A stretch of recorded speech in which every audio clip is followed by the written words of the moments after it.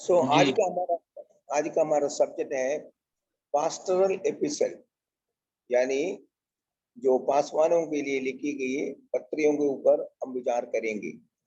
3 किताब बाइबल में है जिसको हम अंग्रेजी में पास्टरल एपिसल कहते हैं। एपिसल मीन लेटर या पत्री। तो वो है पहला तिमोथी, दूसरा तिमोथी और तीतुस।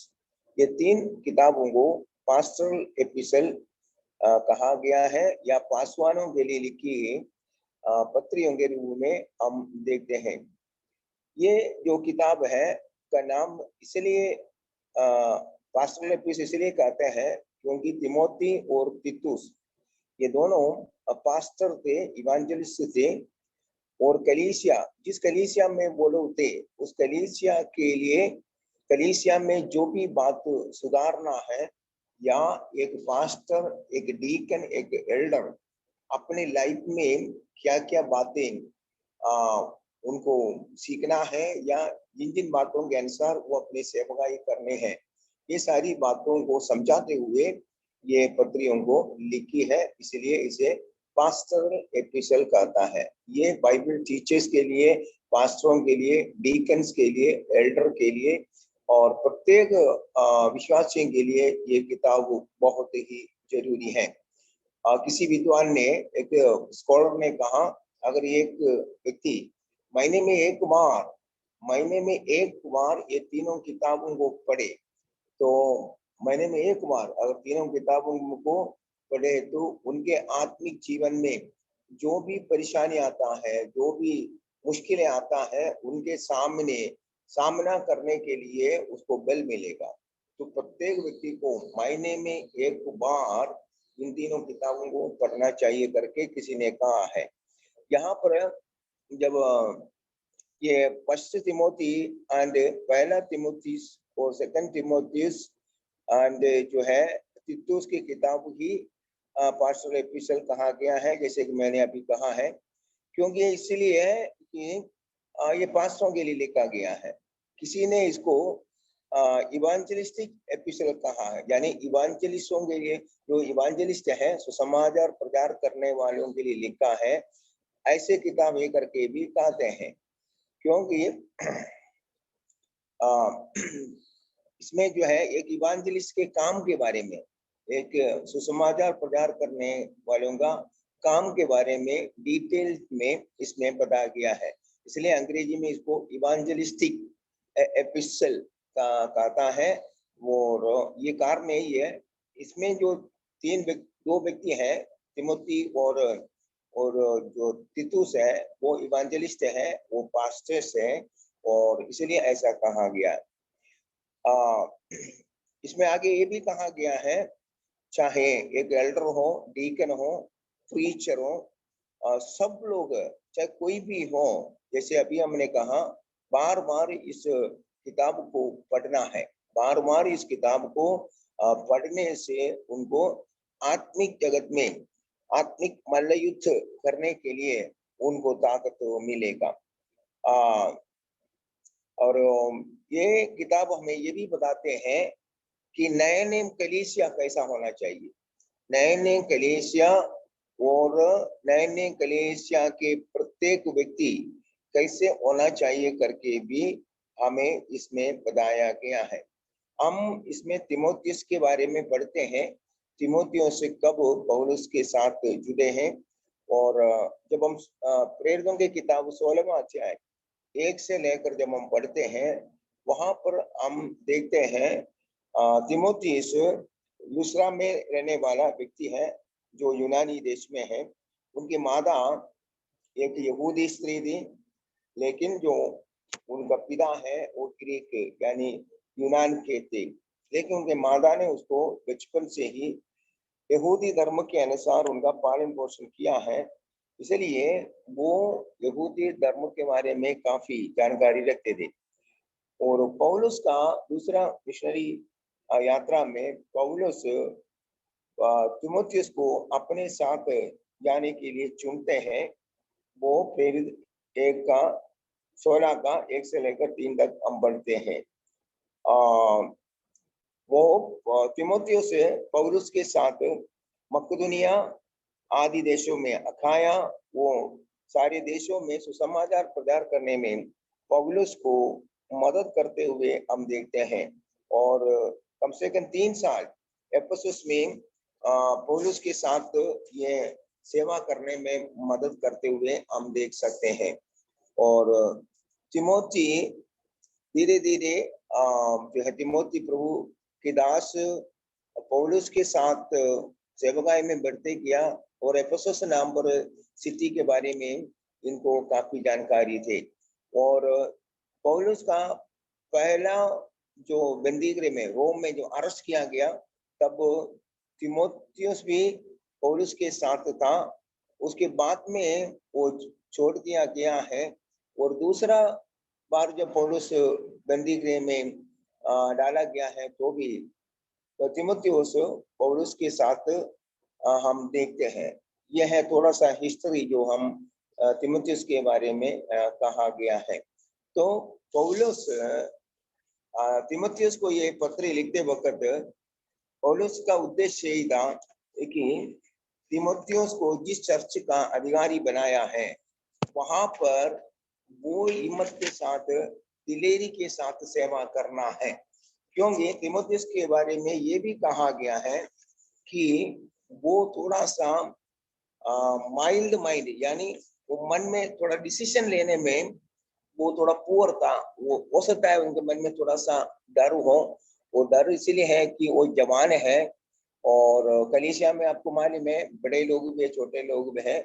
उन सब लोगों के सामने एक छोटे बालक होने के नाते डिसीजन लेने में कई बार उनको प्रॉब्लम होता था। इसलिए उनको एनकरेज करने के लिए, एनकरेजमेंट देने के लिए पौलुस अपने विश्वास में जो पुत्र है, विश्वास का पुत्र है, यानी परमेश्वर के दास पौलुस के द्वारा तिमोथी विश्वास में आए हैं। इसलिए अपने विश्वास में जो पुत्र है उनके लिए पत्र लिखता है, उसका हौसला बढ़ाने के लिए। और हम अभी देखेंगे एक एक पहले आयत में हम अपने विचार रखेंगे। पहले आयत में हम आएंगे। पहले आयत में पौलुस तिमोथियस को क्या क्या कहते हैं यही हम सीखना है। पहले आयत से लेकर पहले चैप्टर पूरा हमें देखना है। और हम पढ़ेंगे पहले पहला तिमोथियस के पहला अध्याय का 1 से लेकर 2 तक हम पढ़ेंगे।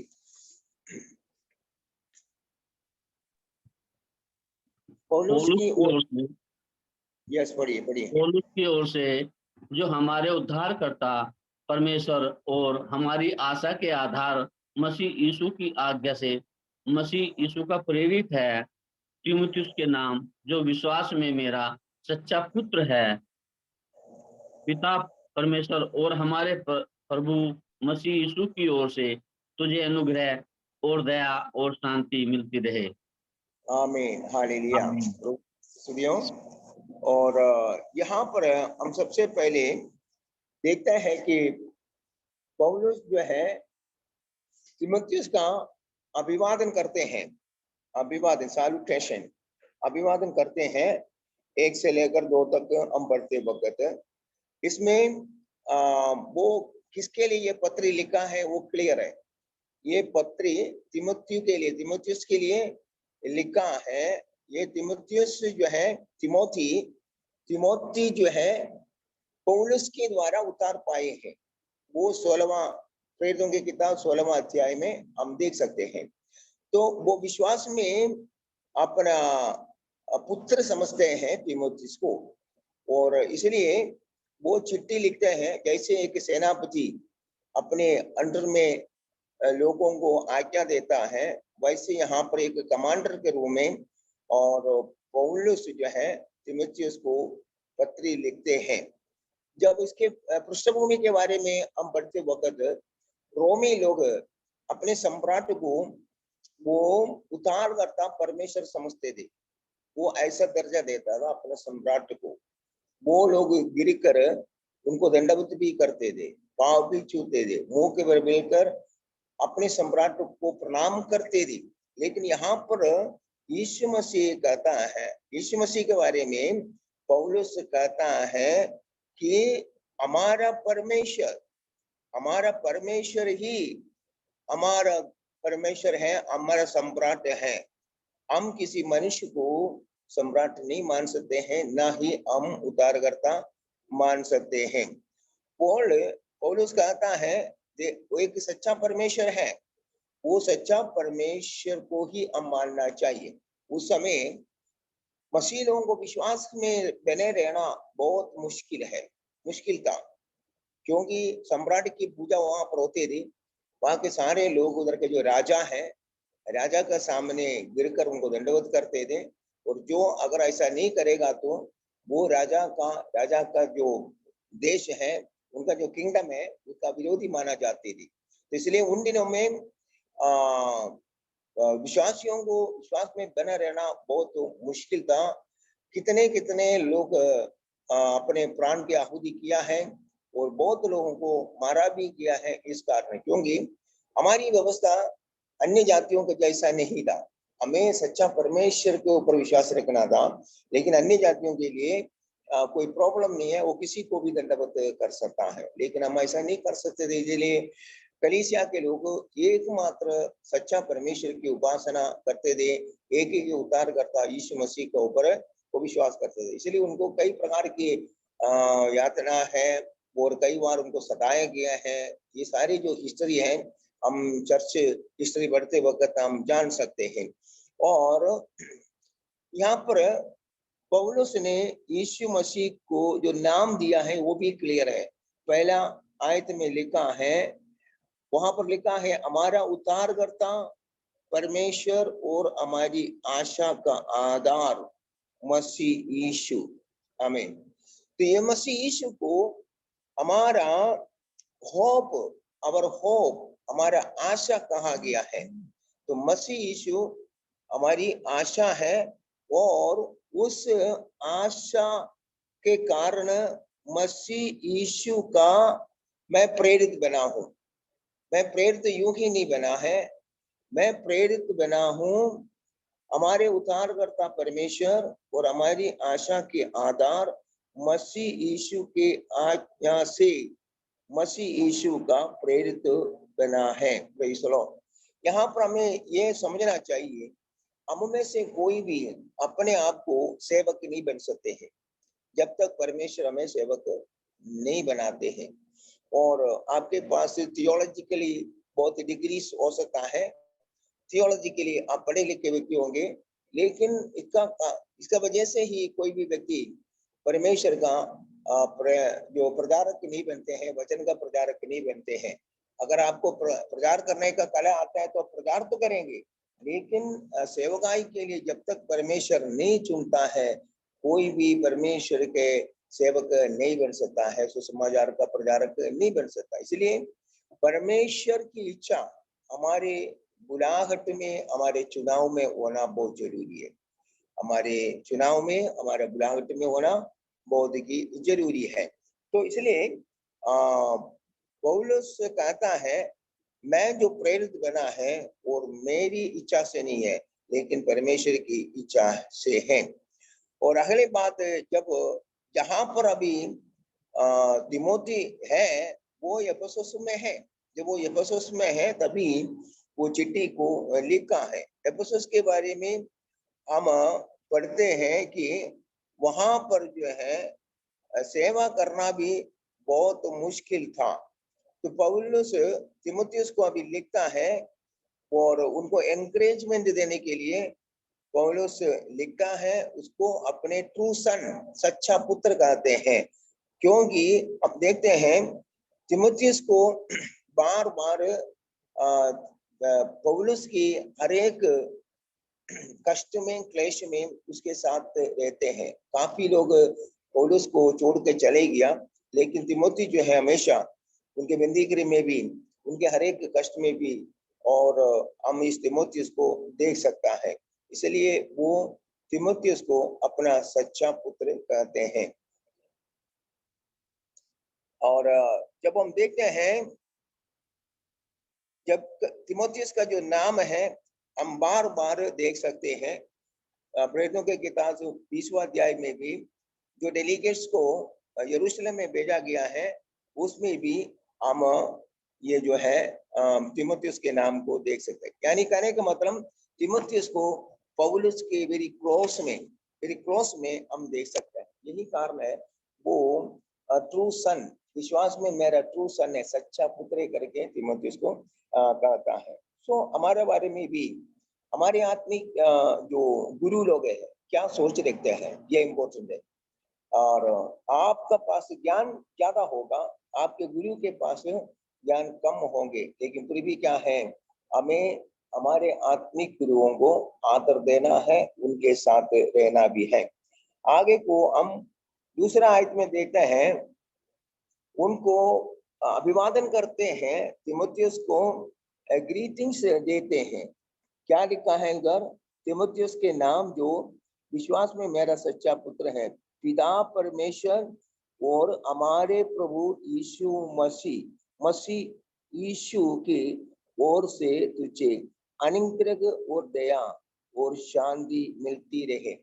पौलुस जब ग्रीटिंग्स देता है, कई किताबों में इस प्रकार के अभिनंदन की बातें या ग्रीटिंग्स को हम देख सकते हैं। रोमियो की पत्री 1:7 में और पहला कुरिन्थी 1:3 में, दूसरा कुरिन्थी 1:2 में, एफेसियों की पत्री 1:2 में और फिलिपियों की पत्री 1:2 में और कुलुसियों की पत्री 1:2 में। इसी तरह आप शुरुआत में देखते वक्त हर एक किताब के शुरुआत में पौलुस जहां जहां पर जो कलीसिया है उनको ग्रीटिंग्स देते हैं। ये पौलुस का चिट्ठी लिखने का एक तरीका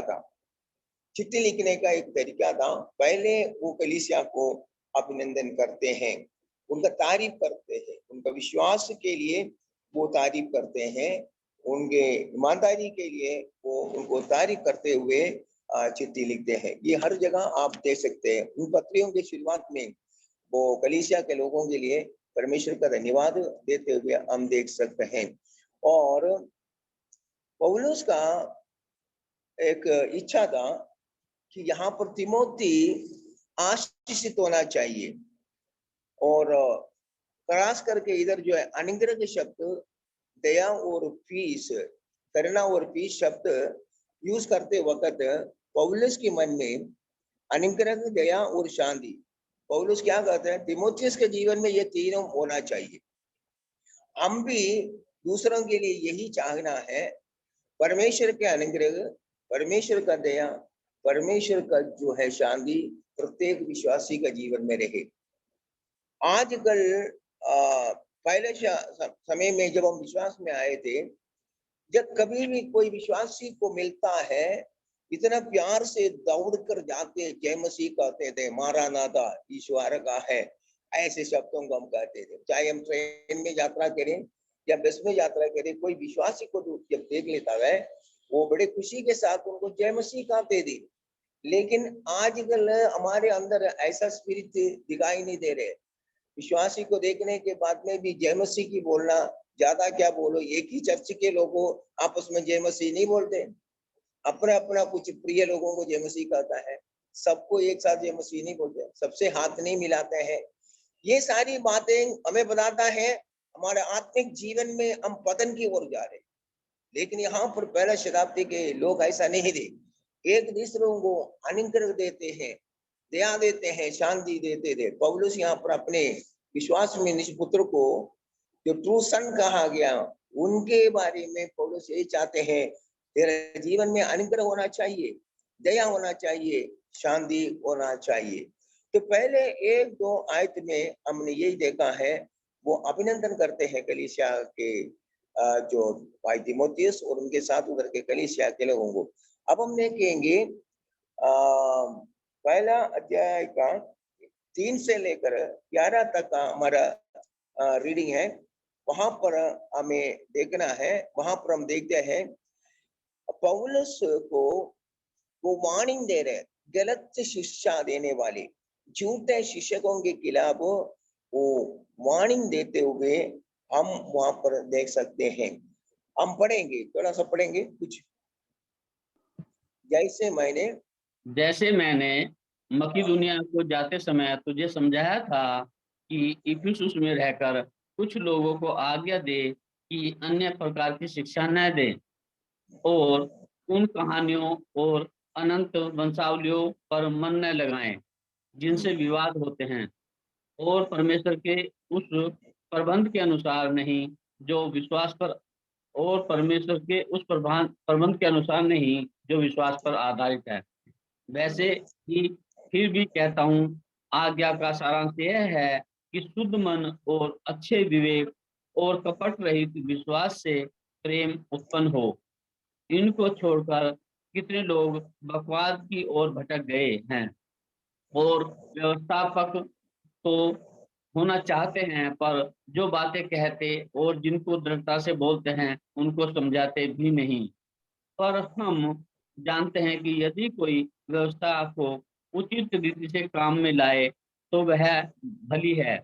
यह जानकर कि व्यवस्था धर्मी जन के लिए नहीं, पर अधर्मियों, निरंकुशों, भक्तिहीनों, पापियों, अपवित्र और अशुद्ध मनुष्यों, माँ-बाप के घात करने वालों, हत्यारों, व्यभिचारियों, पुरुषगामियों, मनुष्य के बेचने वालों, झूठ बोलने वालों और झूठी शपथ खाने वालों और इनके अतिरिक्त खरे उपदेश के सब विरोधियों के लिए ठहराई गई है। यही परम धन्य परमेश्वर की महिमा के उस सुसमाचार के अनुसार है जो मुझे सौंपा गया है। आमीन। आमीन लॉर्ड। सो यहाँ पर 3 से लेकर 11 तक हम देखते हैं कि पौलुस उन झूठे शिक्षकों के खिलाफ खड़े होने के लिए तीमुथियुस को कहता है जो कलीसिया में आकर गड़बड़ी डालते हैं। और तीसरे आयत में उनको खास करके बताया गया, उनको जो चार्ज जो ड्यूटी दिया गया है, शुद्ध उपदेश के रखवाली करना है। और जैसे मैंने तीसरा पढ़ रहा हूं, मैं तीसरा, जैसे मैंने मकिदुनिया को जाते समय तुझे समझाया था कि एफेसस में रहकर कुछ लोगों को आज्ञा दे कि अन्य प्रकार की शिक्षा न दे। देखिए पहला कलीसिया, अब ये मत समझना पहला कलीसिया बहुत पवित्र और 100% बिल्कुल प्रभु के राहों में चलते थे। पहले कलीसिया में ही हम देखते हैं झूठे शिक्षकों को। पहले कलीसिया में झूठे शिक्षक कलीसिया में प्रवेश करके कलीसिया को बिगाड़ना चाहते थे। जितना भी पत्रियां लिखे गए हैं, अधिकांश जगह पर झूठे शिक्षकों के बारे में चर्चा करते हैं और ये बताया गया है कि हम संसार में इनका सामना कैसे करना है। यहाँ पर भी एफेसस में भी क्या है, झूठे शिक्षक को प्रवेश किया है और झूठा शिक्षा देता है। अब पौलुस को कहता है तुम्हें जो प्योर डॉक्ट्रिन है, सच्चा उपदेश है, उसका रखवाली करना है। क्योंकि एफेसस के बारे में हम पढ़ते हैं, यहाँ पर सेवा करना बड़ा मुश्किल बात थी और उनको जो चेतावनी दिया है कि हम देखते हैं झूठे झूठे कहानियां लेकर लोग आते हैं, बड़े बड़े वंशावलियों की बातें कहते हैं और इसी प्रकार के जो रिवाज छोड़ चुके हैं उन बातों को फिर लाकर कलीसिया में, उसको अंग्रेजी में स्ट्रेंज डॉक्ट्रिन कहा गया है, और ऐसे डॉक्ट्रिन को लाकर वो कलीसिया को बिगाड़ना चाहते। अब पौलुस को ड्यूटी दिया है, तुम्हें इनका सामना करना है, तुम्हें इनका सामना करना है और सामना करके तुम्हें सच्चा उपदेश का रखवाली करना है। ये ड्यूटी तीमुथियुस को दिया गया। इससे हमें क्या सीखना है? अगर सच्चा उपदेश का रखवाली करना है तो तीमुथियुस को सच्चा वचन का ज्ञान होना पड़ेगा। इसी तरह हमारे जीवन में, हमारे कलीसिया में एक झूठा शिक्षा देने वाला व्यक्ति आया तो हम उसको कैसे पहचानेंगे? आप यूं ही नहीं कह सकता है कि ये झूठा शिक्षा देने वाले, लेकिन आपके पास सच्चा परमेश्वर का सच्चा वचन का ज्ञान होना पड़ेगा। अब तीमुथियुस के बारे में लिखा गया है बचपन से ही वो परमेश्वर के वचन को सीखते आया है अब इनके पास वचन की एक बहुत बड़ा ज्ञान है। उस ज्ञान जो उसको मिला है बाइबल पढ़ने से, खास करके पुराना नियम के जो है 39 किताब, उनका ज्ञान उनके पास है। अब पौलुस कहता है बचपन से ही तुम इस वचन को सीखते आया है, इसलिए उस वचन के आधार पर आप प्रेरितों की किताब 16 का 1 से लेकर जरा पढ़े, 16 का 1 से लेकर, इधर क्या लिखा है, तीमुथियुस के बारे में लिखा है। फिर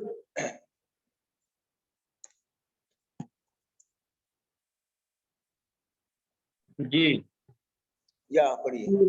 फिर वह दिरबे और लुस्त्रा लुस्त्रा में भी गया। वहां तीमुथियुस नाम का एक चेला था, जो किसी विश्वासी यहूदनी का पुत्र था, परंतु उसका पिता यूनानी था। वह लुस्त्रा और इकुनियुम इकुनियुम में के भाइयों में सुनाम था। पौलुस की इच्छा थी कि वह उसके साथ चले, और जो यहूदी लोग उन जगहों में थे, उनके कारण उसने उसका खतना किया, क्योंकि वे सब जानते थे कि उसका पिता यूनानी था। और नगर नगर जाते हुए वे उन विधियों को जो यरूशलेम के प्रेरितों और प्राचीनों ने ठहराई थी, मानने के लिए उन्हें पहुंचाते जाते थे। इस आमीन। प्रकार ओके ओके। हम तो यहाँ पर दूसरे तीमुथियुस के पत्री में भी पौलुस उनको कहता है ये जो वचन है तुम बचपन से ही सिखाया गया है। यहाँ पर इसकी माँ जो है यहूदी है, पिता जो है यूनानी है, तो इसलिए माँ ने इनको बचपन से ही प्रभु का वचन सिखाते गया। वो हम तीमुथियुस के पत्र में आकर देखेंगे। तो अब पौलुस जो है तीमुथियुस को कहता है तुम उस वचन के अनुसार उनका सामना करना है। उस वचन के अनुसार तुम जो सीख क्या है, तुम्हें वचन मालूम, लेकिन जो लोग कलीसिया में आके गड़बड़ी करता है उनको सच्चा वचन का ज्ञान नहीं है, सच्चा वचन का ज्ञान नहीं है। इसलिए हम तुम्हें क्या करना है कि तुम उनका सामना करिए, सच्चा वचन उनको सिखाना है। और हम उसके जो 8 पहला तीमुथियुस के पहला अध्याय का 9 में इस प्रकार पढ़ते हैं, यही जानकर के व्यवस्था, हाँ जो है व्यवस्था, व्यवस्था के बारे में उधर लिखता है। और उसके बाद में उसके ऊपर हम पढ़ते हैं कि ये जो झूठे झूठे कहानी लेके आने वालों को तुम सामना करना चाहिए। अभी व्यवस्था किसके लिए लिखे गया, 9 से पढ़िएगा।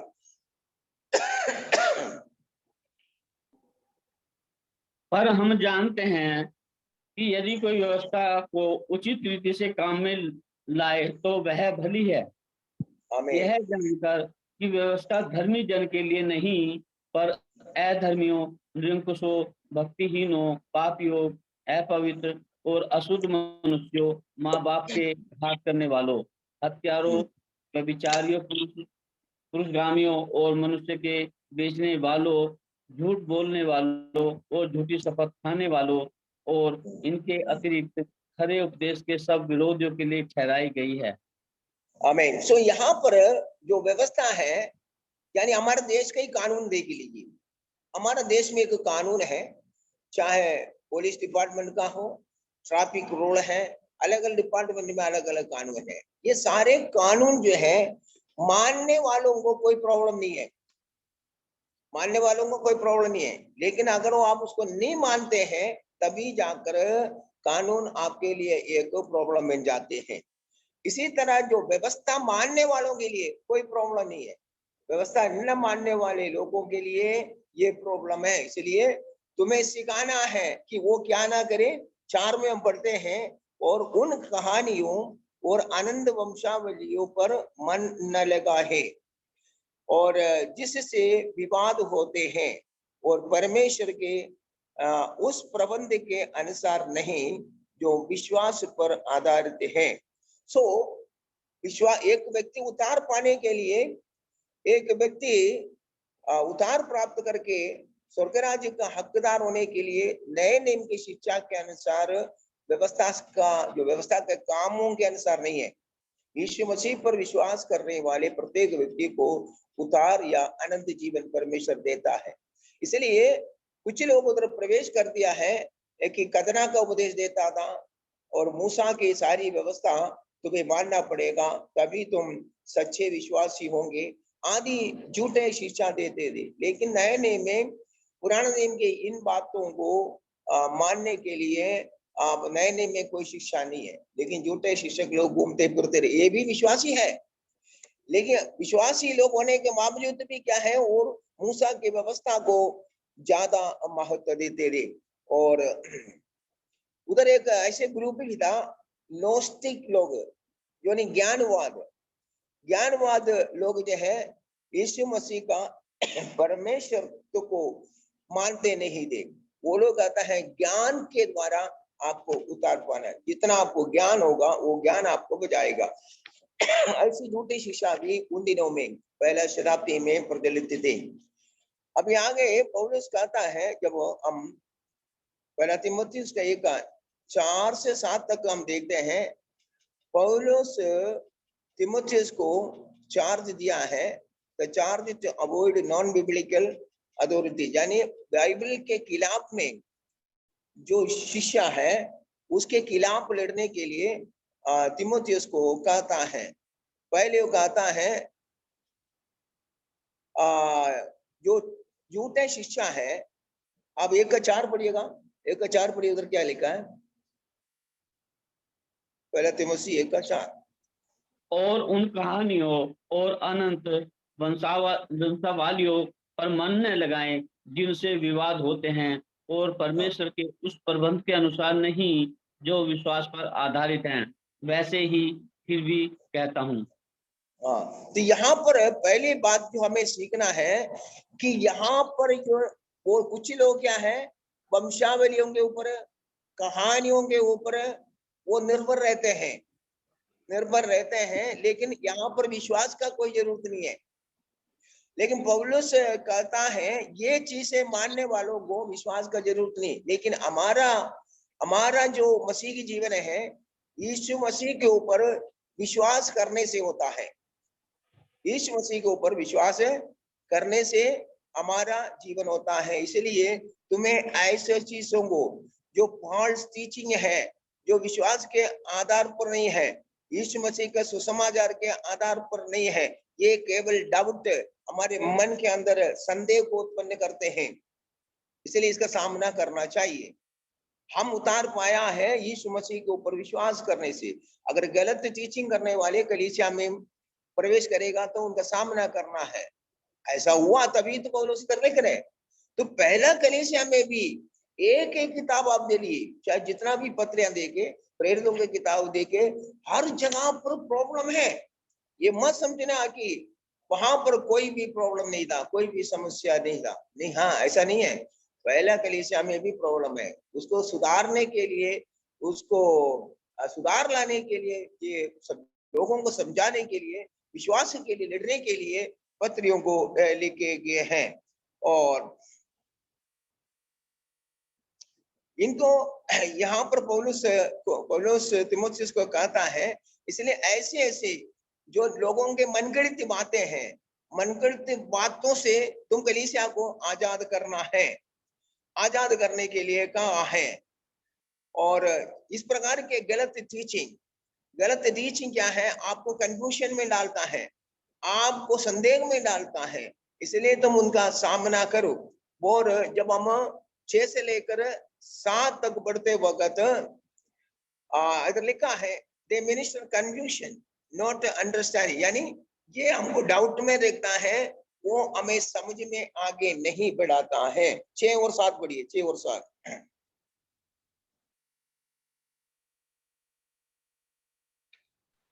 पहला तीमुथी पहला अध्याय का। उनको छोड़कर कितने लोग बकवाद की ओर भटक गए हैं। पढ़िए 7वीं पढ़िए।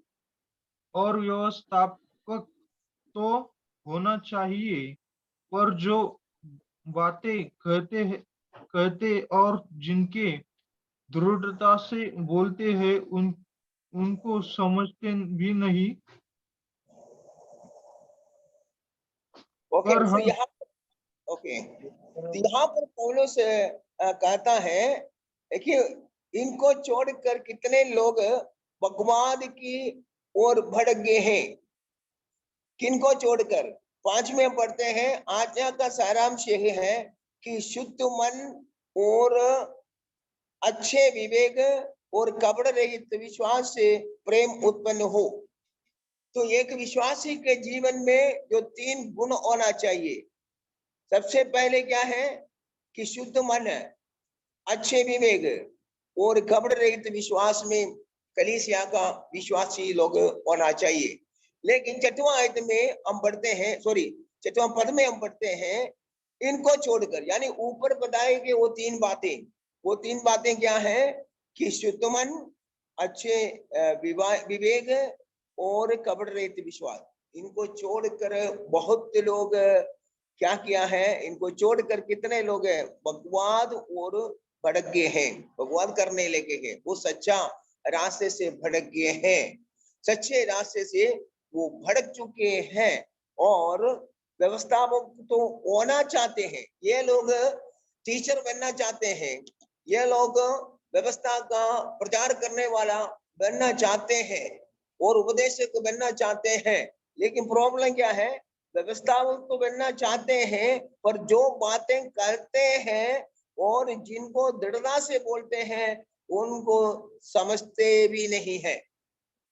बहुत लोग प्रचार तो करते हैं, लेकिन परमेश्वर का जो ज्ञान उनके पास होना चाहिए, उस ज्ञान पर खड़े होकर वो प्रचार नहीं करते हैं। आप बड़े बड़े ग्रुप में यूट्यूब में देखते हैं, क्या प्रचार करते हैं, यीशु मसीह को ऊपर नहीं उड़ाते हैं, सांसारिक की बातों को बोलते हैं और सांसारिक की ब्लेसिंग के बारे में, आशीष के बारे में वो प्रचार करते हैं। क्रूस की कथा कम सुनाते हैं, यीशु मसीह के क्रूस की कथा कम सुनाते हैं। उधर उधर की बातें बोलकर लोगों को हंसाते हैं, लोगों के मन को अपने वश में खींच लेता है। ऐसे ही उपदेशक पहले शताब्दी में भी था, 21वां शताब्दी में ही है। तो यहाँ पर एक विश्वासी का जीवन में, उनके जीवन में परमेश्वर क्या चाहता है, हमारा जो मन है वो शुद्ध होना चाहिए, निष्कपट होना चाहिए। और फिर क्या होना चाहिए, हमारा विवेक अच्छे विवेक होना चाहिए, कोई हमें दोष ना लगाए। हम जो करते हैं अच्छा काम करें ताकि कोई हमें दोष ना लगाए। और कपड़ रहित विश्वास, प्रेम, उससे क्या होता है, प्रेम उत्पन्न होता है। अगर प्रेम परमेश्वर की ओर से मिलता है, प्रेम परमेश्वर की ओर से आता है, प्रेम परमेश्वर है, तो परमेश्वर में कोई भी खोटापन हम नहीं देख सकता है। इसलिए तीमुथियुस को कहता है कि बहुत लोग सच्चाई से भड़क गए हैं। वो लोग क्या करता है, ये फॉल्स, ये गलत उपदेश देने वाले लोग सच्चा परमेश्वर का सच्चा प्रेम, सच्चा विश्वास उसमें बने नहीं रहते हैं, बल्कि अपनी जो है ज्ञान की बातें सुनाकर बहुत लोगों को अपने वश में कर लेते हैं, बहुत लोगों को अपने वश में कर लेते हैं। और वो लोग जो है उपदेशक बनना चाहते हैं, लेकिन जो कलीसिया को वो लोग उपदेश देते हैं, इसके बारे में उनको खुद को नहीं पता है। इसलिए मुझे सुनने वाले मेरे भाई बहन जितना भी है, आप कल उपदेशक बनना चाहते हैं तो अच्छी बात है, लेकिन आपके पास परमेश्वर का वचन का ज्ञान होना चाहिए। हमें ज्ञान होना, वचन प्रचार करने के लिए कहा है, वचन प्रचार करने के लिए कहा है। हमारा जो प्रचार हमेशा चंगाई, आशीष, इसमें सीमित नहीं होना चाहिए। वो तो है ही है, वो तो हमें मिलेगा, क्योंकि परमेश्वर ने कहा है कि ये चीजें होगा, मेरे नाम से तुम दुष्ट आत्मा को निकालेंगे, बीमारों पर हाथ रखेंगे वो चंगे हो जाएंगे। ये वरदान प्रभु ने हमें दिया है। लेकिन हमारे कलीसिया के लोगों को हमेशा चंगाई, हमेशा आशीष, इसमें आप बांध के नहीं रखना है। उससे बढ़कर क्रूस की जो गहरा वचन है, उस वचन की ओर लेके जाना है। ये सब बाकी चंगाई, आशीष जो है, एक अविश्वासी के लिए उनको विश्वास में आने के लिए मदद करता है। वो साथ साथ एक विश्वासी को और अविश्वासी को भी चमत्कार काम करता है। कैसे? अविश्वासी जब कोई चमत्कार देखता है उनका विश्वास बढ़ता है प्रभु यीशु मसीह पर, वो विश्वास करते हैं। लेकिन हमेशा उसको चंगाई आशीष के बारे में बोलते नहीं रहना, उनको मन पुराने के बारे में बोलना पड़ेगा। अपने पाप को छोड़कर विश्वास करने के लिए कहना है, बपतिस्मा के बारे में, पवित्र जीवन के बारे में, पवित्र आत्मा का अभिषेक के बारे में, वचन सीखने के बारे में, प्रार्थना करने के बारे में, संग नहीं रखने के बारे में, ये सारी बातें परमेश्वर की जो गहरी गहरी बातें हैं, ये सारी बातें हमें उन्हें सिखाना पड़ेगा। तो हर एक व्यक्ति इस बात को याद रखे। और जो परमेश्वर को प्रेम नहीं करते हैं, वो परमेश्वर का सच्चाई का वो जो है आदर नहीं करते हैं। आप पहला कुरिन्थी 1:18 पढ़ेंगे, उधर प्रॉब्लम क्या है। पहला कुरिन्थी 1:18, पहला कुरिन्थी 1:18। अगर किसी को मिला तो पढ़िए। क्योंकि क्रूस की कथा नाश होने वालों के लिए मूर्खता है, परंतु हम उद्धार पाने वालों के लिए परमेश्वर की सामर्थ है। आमीन। आमीन। देखिए, एक ही कहानी कुछ लोगों के लिए क्या है, ये मूर्खता है, लेकिन हमारे लिए जो उद्धार प्राप्त करता है उनके लिए ये सामर्थ्य है, परमेश्वर का ज्ञान है। हालेलुया। तो संसार में हम वचन प्रचार करते हैं, कुछ लोग विश्वास करते हैं, कुछ लोग विश्वास नहीं करते, लेकिन विश्वास करने वालों के लिए जीवन लाता है। विश्वास जो नहीं करते हैं उनके लिए ये एक मूर्खता है। इसका पीछे भी एक पृष्ठभूमि है। रोमी लोगों के लिए क्रूस पर चढ़ाया हुआ एक व्यक्ति उद्धारकर्ता बन सकता है, ये विश्वास करना बहुत मुश्किल है, मुश्किल बात थी। क्योंकि रोमी लोग जो सजाए मौत, जो गुनहगार व्यक्ति हैं, उनको सजाए मौत देने के लिए क्रूस का इस्तेमाल करता था। क्रूस पर जो चढ़ाए जाते हैं वो लोग वो पापी समझे जाते थे, गुनहगार समझे जाते थे। लेकिन यहाँ पर यीशु मसीह को जो क्रूस पर चढ़ाया गया है, पौलुस प्रचार करते हैं। अब उसके प्रचार में सब लोग उस प्रचार को ग्रहण नहीं किया, कुछ लोगों ने इस प्रचार को ऊपर विश्वास किया। अब पौलुस कुरिन्थियों को कहता है, क्रूस की कथा नाश होने वालों के लिए मूर्खता है, चाहे दुनिया के बड़े बड़े लोग क्यों ना हो, एक राष्ट्र के प्रधानमंत्री हो, प्रेसिडेंट हो, विश्व का कोई भी लीडर क्यों ना हो, अगर इस क्रूस की कथा पर विश्वास नहीं करते तो वो बर्बादी की ओर जा रहे, नाश की ओर जा रहे हैं। इसलिए हमारा जीवन में हम उस बर्बादी से बचा है जब आप यीशु को अपना दिल दे दिया। अगर आप यीशु की सेवा करते हैं, आप जो है बर्बादी से बच गए हैं। आजकल बड़े मुश्किल है, लोग विश्वास को छोड़ देते हैं। अभी भी हमने सुना सुषमाचार के विरोधी लोग, ये पंजाब की बातें हैं, तो उनके कलीसिया में कम से कम 200 करीब लोग थे। सुषमाचार के विरोधी लोग आकर उनको धमकी देने लगा है, और तुम गिरकर हमारे मूर्ति को दंडवत करो, नहीं तो तुम्हें शूट करेगा, नहीं तो तेरे सामने ही हम तेरे बीवी बच्चों के सामने कुकर्म करेंगे। ये सारी बातें जब वो बोला तो वो डर गया है, वो गिरकर उस मूर्ति का दंडवत किया है, वो विश्वास को छोड़ा करके। अभी रिसेंटली कल परसों की बात है, ऐसा हुआ है, पंजाब में हुआ है। देखिए, प्रभु यीशु मसीह ने हमको क्या कहा है, प्राण देने तक हमें विश्वास में बने रहना है। पहला शताब्दी में कितने लोग शहीद हुए हैं, उनको चाहिए तो शहीद होने का जरूरत नहीं था, लेकिन आज भी जब शहीद होने का मौका आता है, अगर हम विश्वास पे छोड़ देते तो इसका मतलब हम संसार से डर गया है, हम संसार से डर गए हैं। हमारे विश्वास सही है करके दिखाने का जब मौका आता है, वहां पर हमें सामना करना पड़ेगा, शैतान का सामना करना है। ऐसे ऐसे बातें सुनते वक्त हमें दुख आता है, क्योंकि इतना दिन तक सेवा करने के बाद मसीह को छोड़ देना, ये बड़ी दुखी की बात है। झूठे मसीही विरोधी लोग आएंगे, लेकिन याद रखना आपको हिम्मत के साथ खड़ा रहना पड़ेगा। हालेलुया। अगर ऐसा नहीं करते तो फिर हम क्या देके जा रहे हैं, अगले जनरेशन को, अगले पीढ़ी को हम क्या देके जा रहे हैं। हमारे भारत देश में आपको मालूम है कि सताव बढ़ गया है, खास करके जो वर्तमान समय में बहुत बड़ा सताव बढ़ गया। कितने चर्च को तोड़ा है, कितने विश्वासियों को मारा है, लेकिन जो शहीद हुआ है वो नुकसान में नहीं है। यीशु मसीह ने पहले से ही बोला वो समय आ रहा है कि लोग तुम्हें मार डालेंगे, और मार डालने वाला ये सोचेंगे मैं परमेश्वर का काम करता हूँ, परमेश्वर का काम करता हूँ। वो लोग ये इसलिए करेंगे कि वो ना मुझे जानता है, मेरे पिता को जानता है। उनके अज्ञानता में वो मसीह लोगों को सताते हैं। इसलिए याद रखना भाई बहन, जब आपको विश्वास को दिखाने के लिए जब मौका मिलता है, हमें हिम्मत के साथ रहना चाहिए। और आगे हम बढ़ते हैं, 6 और 7 में हमने पढ़ा है कि और व्यवस्थापक तो होना चाहते हैं, किंतु जो बातें वो लोग कहते हैं वो जानते नहीं कि वो क्या कहते हैं।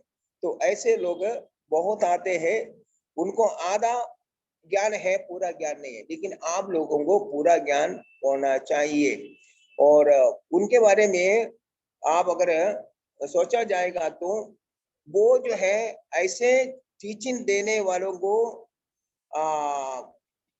फल रहित वृक्ष कहा गया है। फल रहित वृक्ष कहा गया है, क्योंकि वो झूठी झूठी बातों का बढ़ावा देते हैं। और हम आगे बढ़ेंगे, और अभी हम 8 से 11 तक हम देखेंगे। उधर क्या लिखा है, व्यवस्था का सही प्रयोग, उसके बारे में उधर लिखा है। 8 से पढ़िएगा। पर 8 हम से जानते हैं कि यदि कोई व्यवस्था को उचित रीति से काम में लाए तो वह भली है। आमीन। जो व्यवस्था है, पढ़िए, पूरा पढ़िए। यह जानकर कि व्यवस्था धर्मी जन के लिए नहीं, पर अधर्मियों, निरंकुशों, भक्तिहीनों, पापियों, अपवित्र और अशुद्ध मनुष्यों, माँ बाप के घात करने वालों, हत्यारों, व्यभिचारियों, पुरुषगामियों, मनुष्य के बेचने वालों, झूठ बोलने वालों और झूठी शपथ खाने वालों और इनके अतिरिक्त खरे उपदेश के सब विरोधियों के लिए ठहराई गई है। यही परम धन्य है परमेश्वर की महिमा के उस सुसमाचार के अनुसार है जो मुझे सौंपा गया है। आमीन। ओके, सो यहाँ पर हम क्या देखते हैं, यहाँ पर हम ये देखा गया है, अगर आप वचन को सही तरीके से इस्तेमाल करें, सही तरीके से अगर आप इस्तेमाल करेंगे तो ये आपके लिए लाभदायक है। क्योंकि 8 में पढ़ते हैं, पर हम जानते हैं कि यदि कोई व्यवस्था को उचित रीति से काम में लाए तो भली है। तो प्रत्येक व्यक्ति उचित रीति से काम में लाए, इसका मतलब क्या है, जैसा परमेश्वर चाहता है वैसे हमें सीखना है, वैसे हमें दूसरों को सिखाना है। परमेश्वर जैसे चाहता है, क्योंकि यीशु मसीह ने स्वयं कहा है, मेरा जो वचन मैं जो कहता है उसमें से एक मात्रा या एक बिंदु भी नहीं अड़ सकते जब तक सब कुछ पूरा नहीं होता है। ना ही कोई इसे कम करके ज्यादा करके सिखा सकते हैं। ऐसे लोगों को परमेश्वर धन्य नहीं कहा, लेकिन धन्य वही है जो इस हम प्रकाशित वाक्य 1:3 में पढ़ते हैं, धन्य है वे जो इस भविष्यवाणी की किताब को पढ़ते हैं, सुनते हैं और इसमें लिखी हुई बातों को मानते हैं। तो प्रत्येक व्यक्ति को जब तक परमेश्वर का वचन जैसा है, जैसे प्रभु चाहता है वैसे अगर हम नहीं मानेंगे तो हम परमेश्वर के समूह में धन्य नहीं हो सकता है। तो इसलिए हमको लाभ मिल रहा है। तो हमारे जो मसीह जगत है अभी अलग अलग टुकड़े में बांटे हुए हैं, कितने मसीह ग्रुप हैं। कारण क्या है? कारण कुछ नहीं है, कारण यही है कि वो परमेश्वर के वचन को जैसे प्रेरितों ने सिखाया, जैसे यीशु मसीह ने सिखाया है, ऐसे मानने के लिए तैयार नहीं है। हर चर्च अपने हिसाब से वचन को मानते हैं। एक उपदेश यानी बपतिस्मा, बपतिस्मा को ले लीजिए। कुछ लोग बच्चों को बपतिस्मा देते हैं, कुछ लोग बड़ों को बपतिस्मा देते हैं। वहां पर भी क्या है, गड़बड़ी आ गया। और पवित्र आत्मा का अभिषेक के बारे में कुछ लोग आते हैं कि जैसे आपने उतार पाया है उसी टाइम अभिषेक पा लिया है, फिर इंतजार करने का जरूरत नहीं। ये सारी कलीसिया का टीचिंग है, अलग अलग कलीसिया का टीचिंग है। इसी प्रकार अलग अलग टीचिंग, बाइबल की है, प्रभु एक है, कलीसिया एक है। लेकिन क्या है, जो ग्रुप है, अलग अलग मसीह ग्रुप है, मसीह मंडली है, वो अपने अलग अलग उपदेशों को देता है। लेकिन प्रभु का वचन में क्या लिखा है, पर हम जानते हैं कि यदि कोई व्यवस्था को उचित रीति से काम में लाए तो बहुबली है।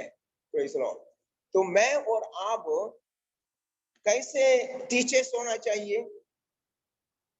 हम सही टीचर्स होना चाहिए।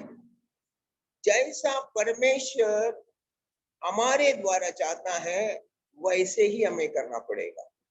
हम वचन को तोड़ मरोड़ नहीं कर सकता है। हम किसी भी व्यक्ति के चेहरे को देखकर प्रचार नहीं करना है। यिर्मयाह को क्या कहा है?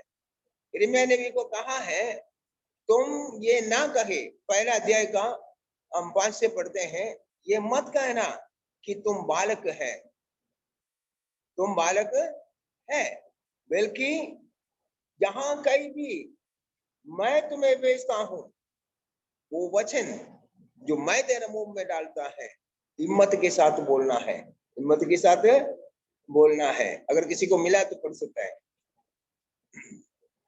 यिर्मयाह मत कह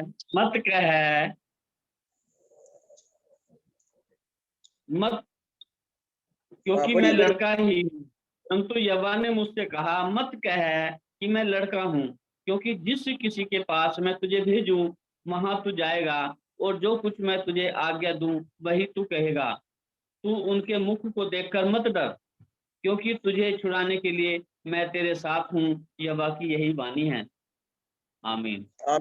आमीन। तो क्या है, प्रचार करने वाले आप नहीं है। सचमुच में देखा जाएगा तो परमेश्वर आपको इस्तेमाल कर रहे हैं।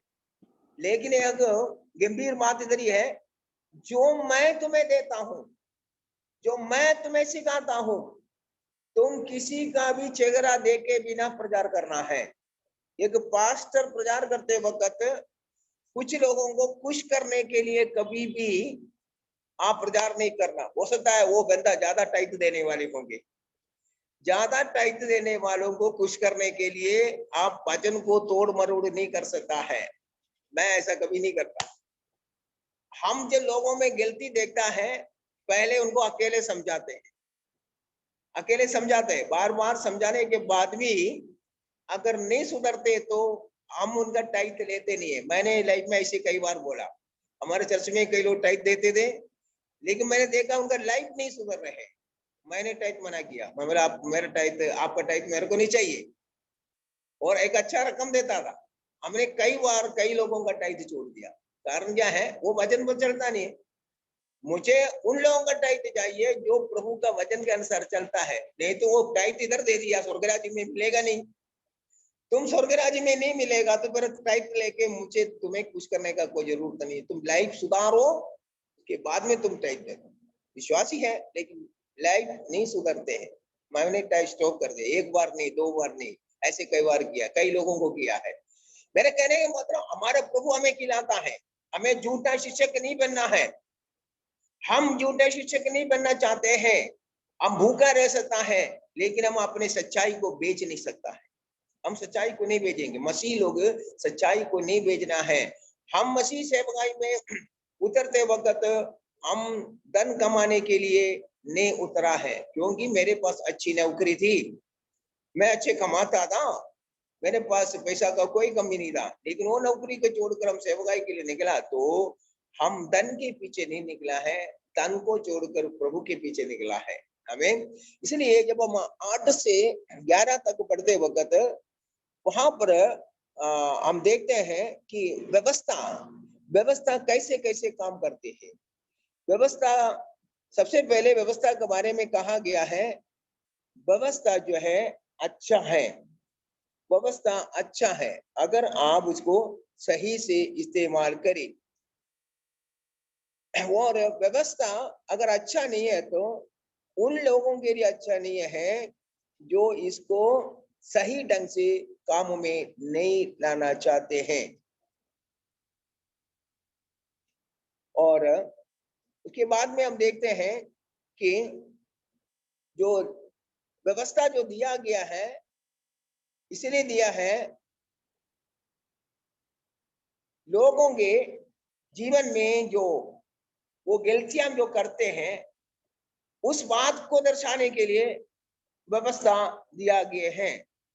कारण हम 10 से पढ़ते हैं, व्यवस्था तो व्यभिचारियों, पुरुषगामियों, मनुष्य के बेचने वाले, झूठ बोलने वालों और झूठी शब्द खाने वालों और इनके अतिरिक्त करे उपदेश के सब विरोधियों के लिए ठहराए गए हैं। तो जो व्यवस्था है, परमेश्वर का जो कानून उन लोगों के पाप को दर्शाते जो परमेश्वर के खिलाफ चलते हैं। और हम इसी आइडिया का वचन गलातियों के पत्र में देख सकते हैं, 19 और 24 पढ़ेंगे। गलातियों के पत्र उसका 3 का 19 और 24। कौन सा अध्याय सर? गलाती 3 का 19 पढ़िए। तब फिर व्यवस्था क्यों दी गई? हम्म, वह तो अपराधों के कारण बाद में दी गई कि उस वंश के आने तक रहे जिसकी जिसकी प्रतिज्ञा दी गई थी, और हाँ वह स्वर्गदूतों के द्वारा एक मध्यस्थ के हाथ ठहराई गई। मध्यस्थ तो एक का नहीं होता, परंतु परमेश्वर एक ही है। आमीन। हाँ, 24 भी पढ़िए, 24 भी, 3 का 24। 24। हाँ, इसलिए व्यवस्था मसीह तक पहुंचाने के लिए हमारी शिक्षक हुई और हम विश्वास से धर्मी ठहरे। आमीन। सो यहाँ पर जो हमने देखा, 2 बातें हमें देखना है। 19 में हमने क्या देखा, तब फिर व्यवस्था क्यों दिए गए, एक सवाल है। एक सवाल के साथ यह आयत शुरू होता है, ये व्यवस्था फिर क्यों दिए गए? वह तो अपराधों के कारण बाद में दी गई है। बाद में कहने का मतलब अब्राहम के समय जब परमेश्वर ने इब्राहिम को बुलाया, इब्राहिम के टाइम में कोई व्यवस्था नहीं था, क्योंकि हम कहते हैं इब्राहिम परमेश्वर पर विश्वास किया और वो विश्वास उसके धार्मिकता गिना गया है। अब्राहम के समय कोई व्यवस्था नहीं है, मूसा का व्यवस्था नहीं दिया गया, लेकिन बाद में मूसा के टाइम में व्यवस्था दिया गया है। खास करके जो पंचग्रंथ है मूसा ने लिखा है, और मूसा के द्वारा परमेश्वर ने इस्राएली लोगों के सामाजिक लाइफ में और परमेश्वर के साथ उनके संबंध में कैसे कैसे उनको जीवन बिताना है, ये सारी बातें व्यवस्था में लिखे गए हैं। वो इसलिए है तब फिर व्यवस्था क्यों दी गई? वह तो अपराधों के कारण बाद में दिए गए। जब व्यवस्था नहीं था, लोग अपने अपने मर्जी जीवन बिताते थे। उनको मालूम है उत्पत्ति के किताब में परमेश्वर ने कितने बार दंड भेजा है। नूह के समय में जल प्रलय के द्वारा दंड भेजा है, और अब्राहम के समय में सदोम और अमोरा को स्वर्ग से आग गिरा कर नष्ट किया है। कारण क्या है? व्यवस्था नहीं था उस टाइम, व्यवस्था नहीं था, लोग अपने मनमाने जीवन बिताते थे।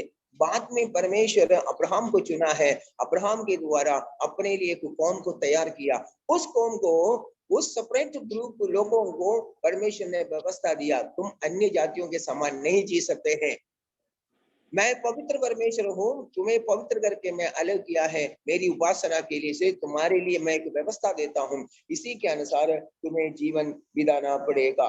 और अपराधों के कारण बाद में दिए गए हैं कि उस वंश के आने तक जिसको प्रतिज्ञा दी गई है, और वह स्वर्गदूतों के द्वारा मध्यस्थता के हाथ टकराए गए। एक वंश आने वाला था, और अगर देखा जाएगा तो वो वंश कौन है? हम ही तो है। यीशु मसीह के द्वारा परमेश्वर ने अपने राज्य के लिए एक वंश को चुना है। अब्राहम के द्वारा एक सेपरेट जाति को परमेश्वर ने चुना। उस अब्राहम के जाति से, उसी वंश से हमारे प्रभु यीशु मसीह को संसार में लेके आना परमेश्वर की योजना थी। और व्यवस्था के बारे में हम 24 में क्या लिखा है, इसलिए व्यवस्था मसीह तक पहुंचने के लिए हमारी शिक्षक हुई कि हम विश्वास से धर्मी ठहरे। तो ये व्यवस्था की बातें मसीह तक हमें पहुंचाया है। आमीन। अब मसीह आ गया तो अब व्यवस्था के कामों के द्वारा नहीं है, मसीह यीशु पर विश्वास करने के द्वारा एक व्यक्ति धर्मी ठहराए जाते हैं। लेकिन प्रॉब्लम पहला शताब्दी में भी झूठे शिक्षकों से कलीसिया भर गया। उसके खिलाफ में लड़ने के लिए यहाँ पर पौलुस तीमुथियुस को समझाते हैं। और ये जो काम है लोग करते हैं, 9 में लिखा है, इसके द्वारा कोई धर्म नहीं। हम वापस आएंगे पहला तीमुथी और उसका 9वां पद में क्या लिखा है, हम जानते हैं यही जान करके व्यवस्था धर्मी जन के लिए नहीं, धर्मी जन के लिए नहीं, ना व्यवस्था के कामों से कोई धर्मी बन सकता है, धर्मी नहीं बन सकता है। तो यहाँ पर व्यवस्था जो दिया गया है व्यवस्था के कामों से नहीं है, बल्कि प्रभु यीशु मसीह पर विश्वास करने के द्वारा लोग धर्मी ठहराए जाते हैं। और रोमियो की पत्री 5:1 में हम पढ़ते हैं, रोमियो की पत्री 5:1 में पढ़ता है, हम कैसे धर्मी बने हैं।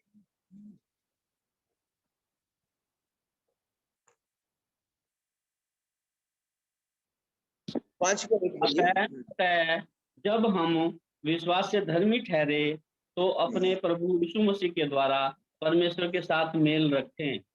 आमीन।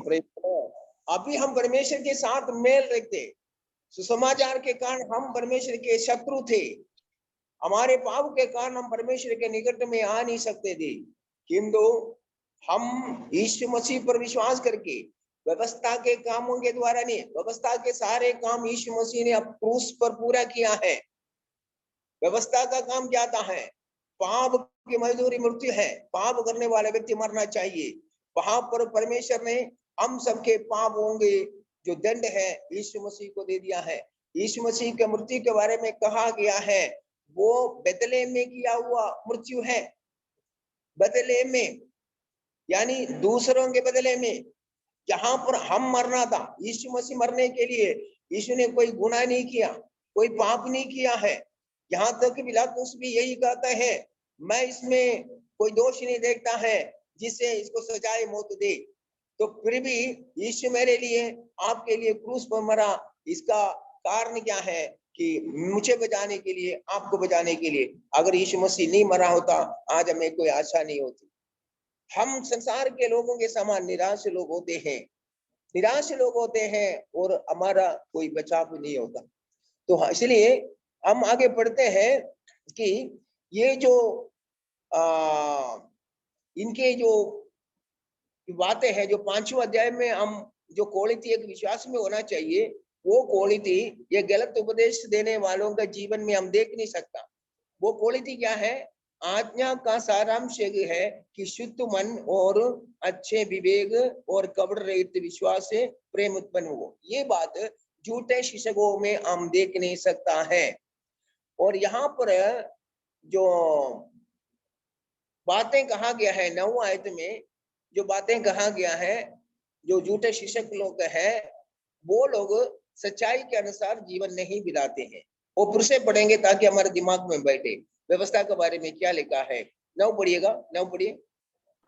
यह जानकर कि व्यवस्था धर्मी जन के लिए नहीं पर अधर्मियों, निरंकुशों, भक्तिहीनों, पापियों, अपवित्र और अशुद्ध मनुष्यों, माँ बाप के घात करने वालों, हत्यारों, व्यभिचारियों, दुष्गामियों, मनुष्य के बेचने वालों और झूठ बोलने वालों और झूठी शपथ खाने वालों और इनके अतिरिक्त खरे उपदेश के सब विरोधियों के लिए ठहराई गई है।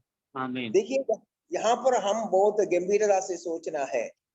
ये जो चीज है हमारे लाइफ में होने के लिए मौका नहीं देना है। एक विश्वासी अविश्वासी बन सकता है, कितने विश्वासी अविश्वासी बन गया है। कारण क्या है? ये जो बातें यहाँ पर कहा गया है हमारे लाइफ को कंट्रोल करते हैं। लेकिन पहला पत्र से 1:15 और 16 में लिखा है, जैसे तुम्हारे बुलाने वाले पवित्र है तुम भी पवित्र बनो, क्योंकि वो पवित्र है, हमारा परमेश्वर पवित्र है। और पहला पत्र से 1:15-16। हालेलुया।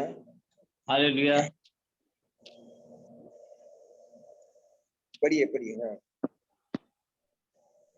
1:15-16। पर जैसा तुम्हारे बुलाने वाला पवित्र है वैसे ही तुम भी अपने सारे चाल चलन में पवित्र बनो, क्योंकि लिखा है पवित्र बनो क्योंकि मैं पवित्र हूँ।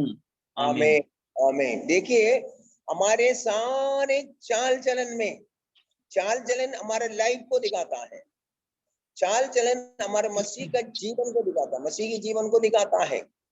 आप बाजार में जाते वक्त भी मसीह है, आप पड़ोसी से बात करते वक्त भी मसीह है, अगर जी। आप स्कूल में जाते वक्त भी मसीह है, आप काम पर जाते वक्त भी मसीह है, आप जहां कहीं भी रहे आप मसीह है, आप विश्वासी है।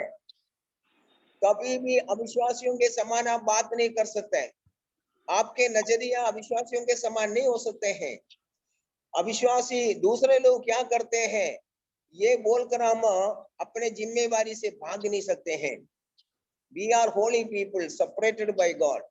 हम परमेश्वर के पवित्र जन है, परमेश्वर ने अपनी महिमा के लिए पवित्र किया है। और इसलिए प्रभु कहता है पवित्र बनो, तुम पवित्र बनो। तो कौन बनेगा पवित्र? ये मेरी ड्यूटी है, ये आपकी ड्यूटी है। परमेश्वर कहता है मैं पवित्र हूं इसलिए तुम भी पवित्र बनो। तो हमें किसी के पास जाकर, किसी संतों के सामने जाकर ये प्रार्थना करने की जरूरत नहीं है कि हम गुनहगारों के लिए प्रार्थना करें। करते हैं ना हमारे नामदार मसीह लोग, कभी मेरी से प्रार्थना करते हैं, संतों से प्रार्थना करते हैं, हमारे लिए प्रार्थना करें। अरे नए नियम के विश्वास के अनुसार जितने लोग प्रभु यीशु मसीह पर विश्वास करते हैं प्रत्येक को अधिकार दिया है, वो परमेश्वर को अब्बा पिता करके पुकार सकते हैं, परमेश्वर से डायरेक्ट प्रार्थना कर सकते हैं, हमें कोई एजेंट का जरूरत नहीं है। क्या उन विश्वासियों को, उन मसीह लोगों को ये समझ में नहीं आता है? इसलिए नहीं आता, वो वचन को नहीं है, वो अपने रीति रिवाजों के ऊपर ज्यादा विश्वास रखते हैं। एक व्यक्ति यीशु मसीह पर विश्वास करने के बाद यीशु मसीह ने क्या कहा है, मेरे नाम से तुम जो पिता से मांगेगा मैं वो बात तुम्हारे लिए करूंगा। Praise the Lord. आपको पुत्र के नाम से मांगने का अधिकार परमेश्वर ने दिया है।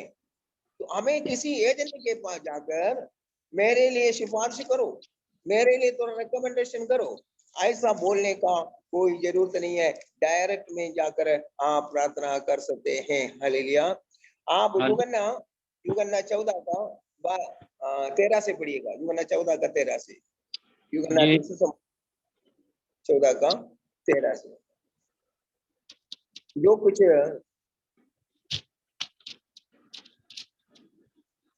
कुछ तुम मेरे नाम से,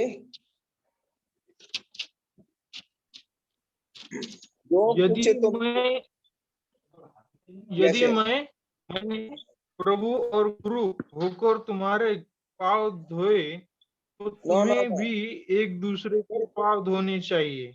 सॉरी ब्रदर, 14 अध्याय 14 का 13, 14 का 13। तुम जो कुछ तुम मेरे नाम से मांगोगे, हाँ, जो कुछ तुम मेरे नाम से मांगोगे, मेरे नाम वही मैं करूंगा, पुत्र के द्वारा पिता की महिमा हो। हाँ, देखिए यहाँ पर क्या लिखा है, यहाँ पर स्पष्ट किया, यीशु मसीह ने स्पष्ट किया, जो कुछ तुम मेरे नाम से मांगोगे। देखिए हम पिता से पुत्र के नाम से मांग सकता है, पर लोग क्यों कहता है संतों को, हमारे लिए प्रार्थना करो। कारण उनका पाप, वो पाप से तौबा करना नहीं चाहता, पाप को छोड़ना नहीं चाहता है, पाप में जीवन बिताना चाहते हैं। लेकिन यहाँ पर स्पष्ट है, वचन स्पष्ट है, वचन क्लियर है।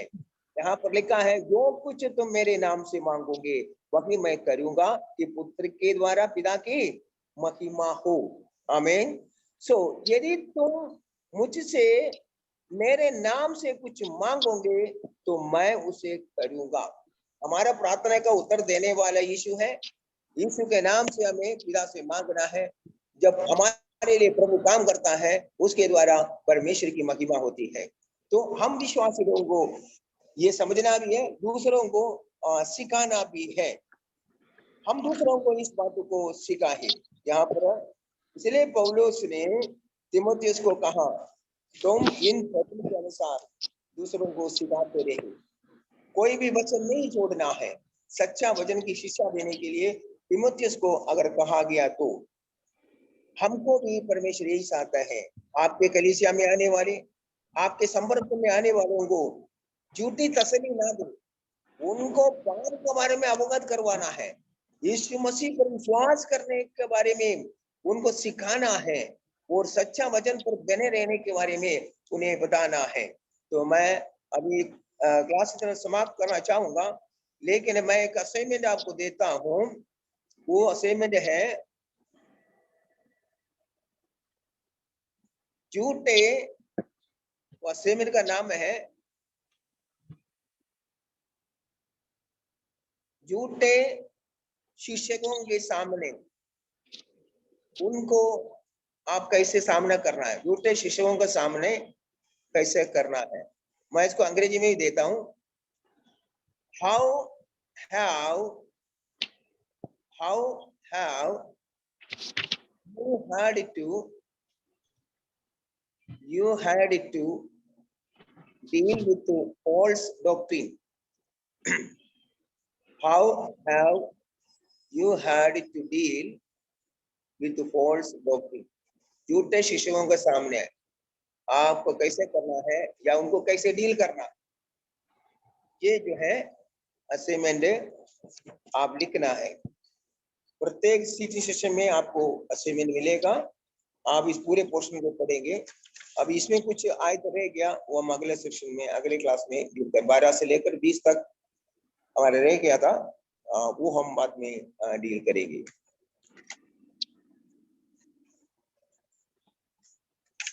तो अभी तक हमने देखा है कि ये जो किसको लिखा गया है, और पत्र लिखने के पीछे पौलुस का उद्देश्य क्या है, और क्या क्या वार्निंग है जो तीमुथियुस को दिया गया है, और क्या क्या बातों का सामना करना है, और किन किन के सामने करके सच्चे उपदेश के रखवाली कैसे करना है, और झूठा शिक्षा जो है लोगों में कंफ्यूजन लाते हैं, भ्रम लाते हैं, वो सच्चाई से उनको दूर करते हैं, उसे किसी का फायदा नहीं होता।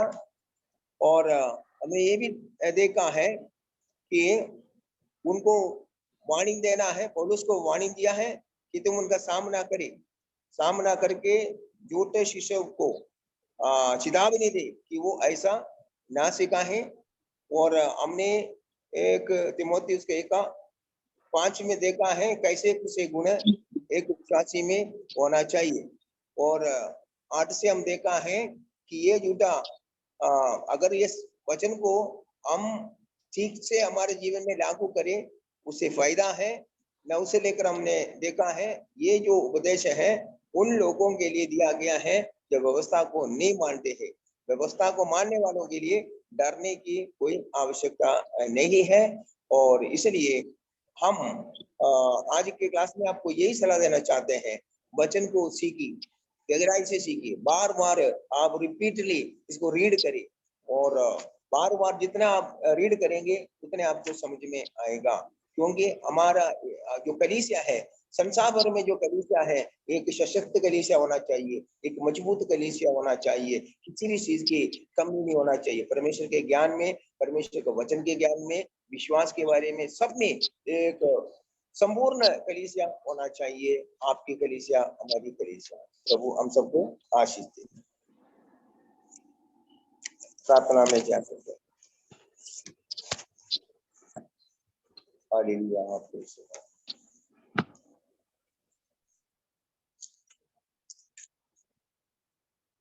जो लीड कर रहा था वो प्रार्थना में अगुवाई करे।